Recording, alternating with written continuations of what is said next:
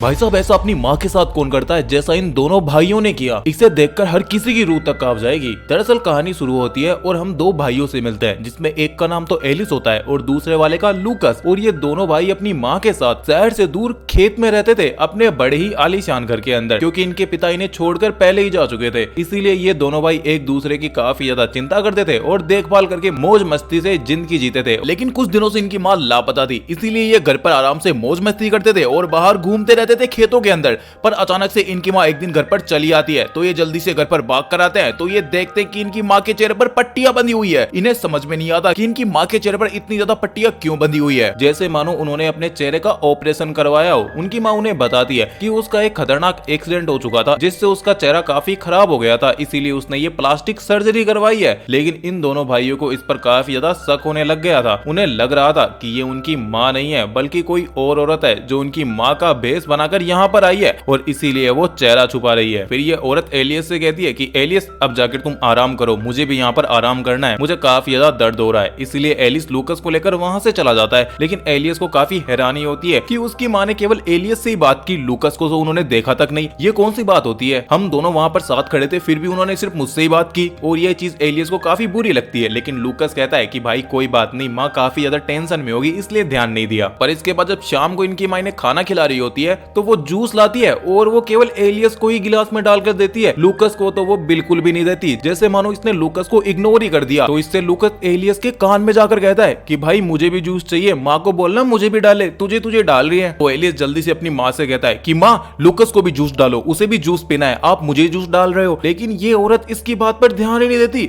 और उससे बिना कुछ कहे वहां से चली जाती है, जैसे मानो वो लूकस को पूरी तरीके से इग्नोर कर रही हो। और ऐसे करते करते 2-3 दिन गुजर जाते हैं, पर फिर भी इस औरत का बिहेवियर इन दोनों को लेकर चेंज ही नहीं होता। वो जो कुछ भी चीजें लाती एलियस को ही देती और उसी से बातें करती। लूकस की तरफ वो बिल्कुल ध्यान ही नहीं दे रही थी, जैसे मानो उसने लूकस को अभी तक देखा ही नहीं। फिर जब रात को एलियस बाथरूम में ब्रश कर रहा होता है, तो उसका ध्यान जाता है कि दीवार पर एक अजीब सा कॉकरोच घूम रहा है, जिसकी साइज नॉर्मल कॉकरोच से काफी ज्यादा बड़ी है। तो वो उसे जल्दी से पकड़कर एक जार में डाल देता है, जहाँ पर पहले से काफी ज्यादा कॉकरोच स्टोर किए हुए थे और ये एलियस ने स्टोर किए थे। लेकिन ऐसा एलियस क्यों कर रहा था? इसके बाद जब रात में एलियस और लूकस बैठकर मोबाइल में गेम खेल रहे होते हैं, तो उनकी माँ उनके पास आती है और जल्दी से एलियस से फोन छीन लेती है और उससे कहती है कि मैंने तुमसे कहा था ना कि तुम्हें रात में जल्दी सोना चाहिए, फिर भी तुम मेरी बात नहीं मानते।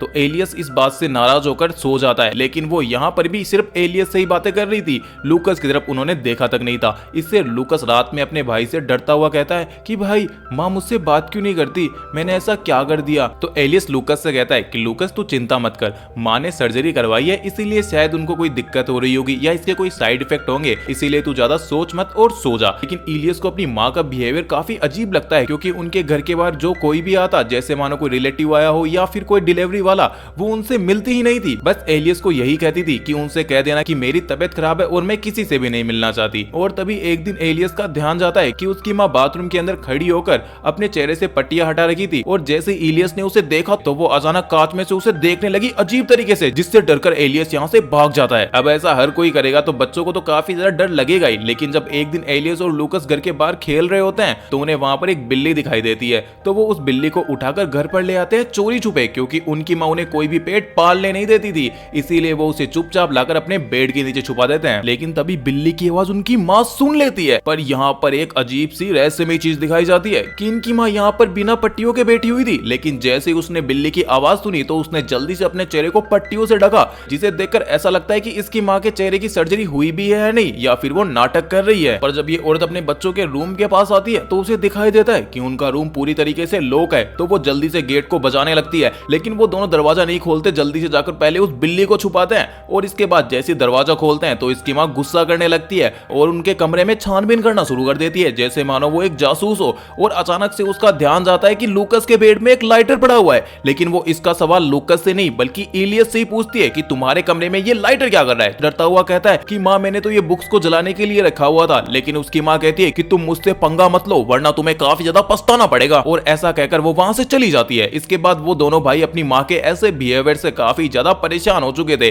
तभी उनका ध्यान जाता है कि रात के समय उनकी माँ अचानक से सारे कपड़े उतार कर जंगल में जा रही है। तो ये दोनों उसका पीछा करने लगते हैं, लेकिन अचानक से उनको दिखाई देता है कि इनकी माँ अजीब तरीके से वहां पर अजीब सी हरकतें कर रही है, जैसे मानो उसकी माँ के अंदर अजीब सी आत्मा घुस गई हो। पर तभी अचानक इनकी आंख खुल जाती है। लेकिन हैरानी की बात यह थी कि इन दोनों भाइयों को एक ही सपना आ रहा था, ये चीज समझ में नहीं आती। तो इसके बाद एलियस चोरी छुपे अपनी माँ के रूप में आता है जब वो रात में सो रही होती है, और उनके मुंह पर एक कॉकरोच को छोड़ देता है जिसने उसको उस बाथरूम से पकड़ा था। लेकिन वो कॉकरोच उस औरत के चेहरे पर ऊपर नीचे हो भी रहा था, लेकिन उसको इस चीज का कोई फर्क ही नहीं पड़ता। और अचानक से वो कॉकरोच उस औरत के मुंह में भी चला जाता है, फिर भी वो औरत जागती नहीं है। इसी चीज का फायदा उठाकर ये दोनों भाई अपनी माँ के कमरे में आकर छानबीन करने लगते हैं, जहां पर उन्हें एक पुराना सा एल्बम मिलता है। और इसको खोलते समय उन्हें दिखाई देता है कि उसमें एक औरत थी जो उनकी माँ के साथ बैठी हुई थी और हूबहू उसी की शक्ल की थी। तो इससे एलियस को शक हो जाता है कि ये उनकी माँ नहीं है, बल्कि यही औरत है जिसने उनकी माँ को शायद मार दिया और अब उनकी माँ बनने का नाटक कर रही है ताकि वो उनकी पूरी प्रॉपर्टी को हड़प सके। तो लूकस अपने भाई एलियस से कहता है कि उन्हें इस औरत से बचकर रहना होगा और अपनी माँ का पता लगाना होगा, शायद वो अभी भी जिंदा हो और इस औरत ने शायद उसे किडनैप कर लिया हो। लेकिन तभी अचानक से सुबह जब उनकी आंख खुलती है तो उनका ध्यान जाता है कि उनकी बिल्ली मरी हुई है, और इससे वो दोनों काफी गुस्सा हो जाते हैं। और उनको पता था कि ये काम उस औरत ने ही किया है कि उन्हें घर के अंदर किसी भी चीज को पालने की अनुमति नहीं है। इससे वो दोनों अब काफी ज्यादा गुस्सा हो चुके थे। तो ये जल्दी से घर में मौजूद जार को खाली करते हैं और उसमें पानी भरकर उस मरी हुई बिल्ली को उसमें डाल देते हैं। और जब ये औरत यहाँ पर आती है तो ये देखकर वो बड़ा गुस्सा हो जाती है और जल्दी से जाकर एलियस को पकड़कर उससे धमकाने लगती है कि तुम ऐसी अजीब हरकतें क्यों कर रहे हो, तुम्हें समझ में नहीं आता कि मेरी तबीयत खराब है। तो एलियस उनसे कहता है कि आप हमारी माँ नहीं हो बल्कि कोई और ही हो और हमारे साथ ऐसी बदतमीजी कर रही हो। तो ये औरत जल्दी से एलियस के चाटा रख देती है और उसे ले जाकर एक कमरे में बंद कर देती है। लेकिन यहाँ पर भी वो केवल एलियस पर ध्यान दे रही थी। लूकस यहाँ चिल्ला रहा था लेकिन वो उसकी सुन भी नहीं रही थी और उसकी तरफ ध्यान भी नहीं देती। इसके बाद वो अपने कमरे में आकर थोड़ी देर तो बैठती है और लेकिन इसके बाद वो रोने लगती है और सोचती है कि उन्होंने इतने प्यारे बेटे के साथ ऐसा क्यों कर दिया। तभी लूकस यहाँ एलियस के पास आता है और उससे कहता है कि भाई तुम ज्यादा टेंशन मत लो और ज्यादा दुखी भी मत हो, हम जल्दी ही पता लगा लेंगे कि ये औरत हमारी माँ है या कोई और मुझे लगता है कि ये हमारी माँ तो बिल्कुल नहीं है, क्योंकि हमारी माँ हमारे साथ ऐसा बिल्कुल भी नहीं करती। इसीलिए हमें कुछ ना कुछ तो ऐसा करना पड़ेगा जिससे कि हम इससे बदला ले सकें। तो एलियस उसकी बात को मान जाता है। पर तभी अचानक एलियस को रात में सोते हुए एक अजीब सा सपना आता है जिसमें वो देखता है कि उसने अपनी माँ का पेट ही काट दिया और उसमें से काफी सारे कॉकरोच बाहर निकल रहे थे और इसी से उसकी आंख खुल जाती है।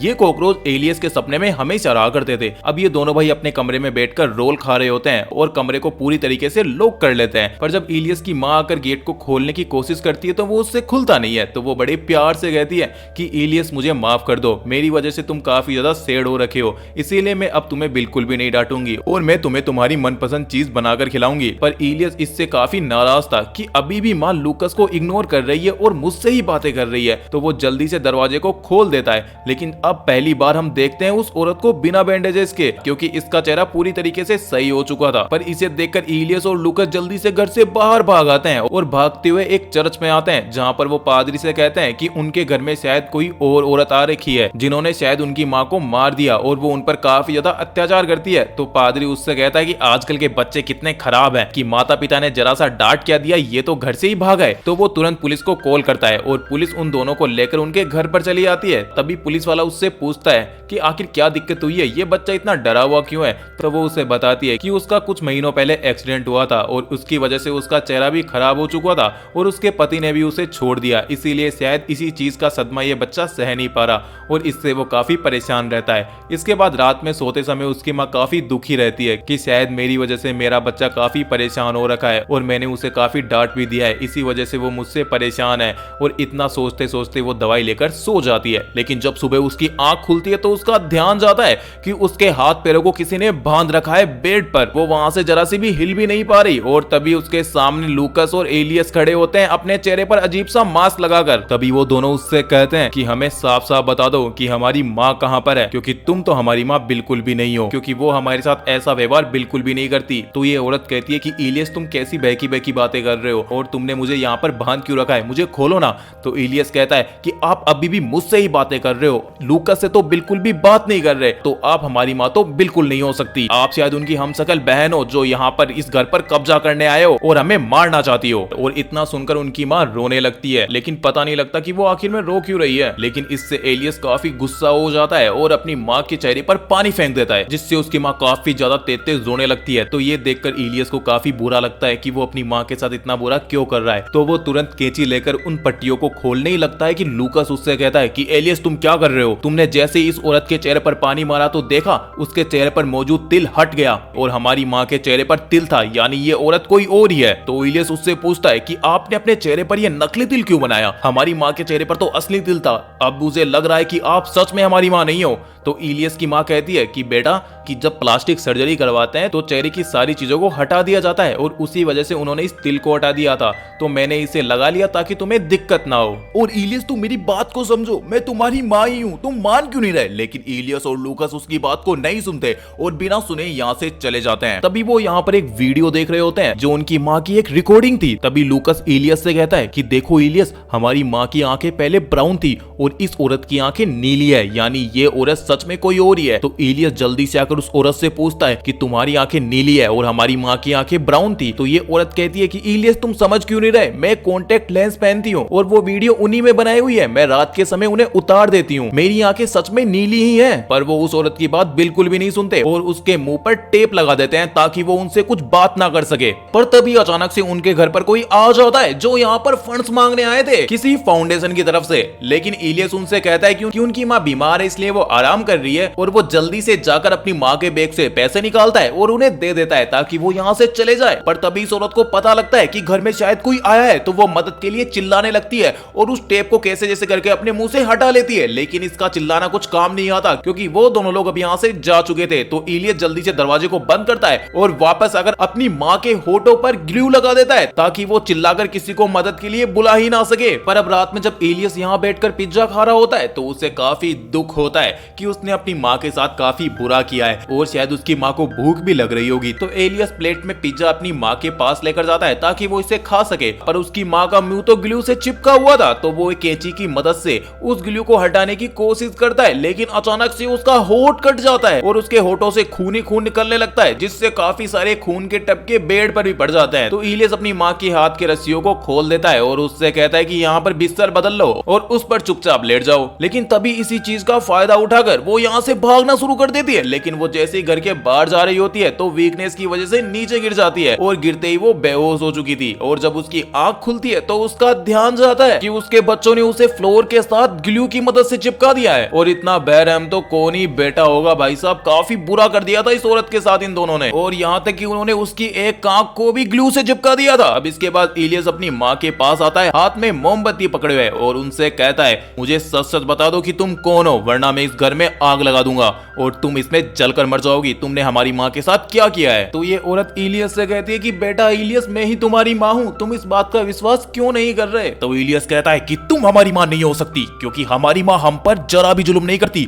और तुम हमेशा मुझसे ही बातें करती हो। लूकास की तरफ तो जरा भी ध्यान नहीं देती, उसे इस तरीके से इग्नोर करती हो जैसे वो यहाँ पर है ही नहीं। तो ये औरत एलियस से रोते हुए कहती है कि बेटा तुम ऐसा क्यों कर रहे हो? सर्जरी के बाद से मैं थोड़ी चिड़चिड़ी हो चुकी थी, इसीलिए मैं तुम्हारे साथ ऐसा व्यवहार कर रही थी और उस एक्सीडेंट के बाद हमें काफी कुछ चीजें खोनी पड़ चुकी है, इसीलिए मुझे सब कुछ ठीक करने में टाइम लग रहा है। और अब से पक्का प्रॉमिस, मैं तुम्हें बिल्कुल भी परेशान नहीं करूंगी और बड़े ही प्यार से रखूंगी। लेकिन एलियस कहता है कि आप हमेशा मुझसे ही बातें करती हो, लूकास से बात ही नहीं करते। मेरा प्यारा भाई हमेशा आपके प्यार के लिए तड़पता रहता है, आप उसकी तरफ जरा सा भी ध्यान नहीं देते। तभी हमें यहाँ पर इस कहानी का एक राज पता लगता है और ये औरत एलियस से कहती है कि एलियस अब तुम मान जाओ कि लूकास इस दुनिया में नहीं रहा, उस एक्सीडेंट में तुम्हारी गलती की वजह से ही लूकास मारा गया था, लेकिन तुम इस बात को मान ही नहीं रहे। मैं तुम्हें उसका ब्लेम नहीं कर रही, मैं भी इससे अब उभर चुकी हूँ, अब तुम भी इससे बाहर निकल आओ और लूकास को भूल जाओ। तभी हमें पता चलता है कि लूकास जिंदा ही नहीं है बल्कि एलियस उसे अपनी इमेजिनेशन में रखता है। लेकिन एलियस इस बात को जरा सा भी नहीं सुनता, वो कहता है कि लूकास तो यहाँ मेरे पास ही खड़ा हुआ है और आप मुझसे झूठ बोल रही हो, आप हमारी माँ नहीं हो। और एलियस इतना कहकर पूरे घर में आग लगा देता है और इससे पूरा घर जलने लगता है, जिससे एलियस की माँ भी मारी जाती है। दरअसल में उस एक्सीडेंट में इलियस की वजह से उसका भाई मारा गया था, लेकिन वो इस चीज को एक्सेप्ट नहीं कर पा रहा था और इसी के चलते उसने अपनी माँ को भी मार डाला। और अब थोड़ी देर बाद दिखाया जाता है कि जंगल की तरफ से इलियस की माँ उसकी तरफ चलती हुई आ रही है और वो इस चीज को भी एक्सेप्ट नहीं करता कि उसने अपनी माँ को मार दिया है, बल्कि वो तो इमेजिनेशन में उनके साथ जी रहा है। और यहीं पर ये फिल्म खत्म हो जाती है। मिलते हैं अगली ऐसी मजेदार कहानी में, तब तक के लिए लाइक और सब्सक्राइब जरूर से कर लेना।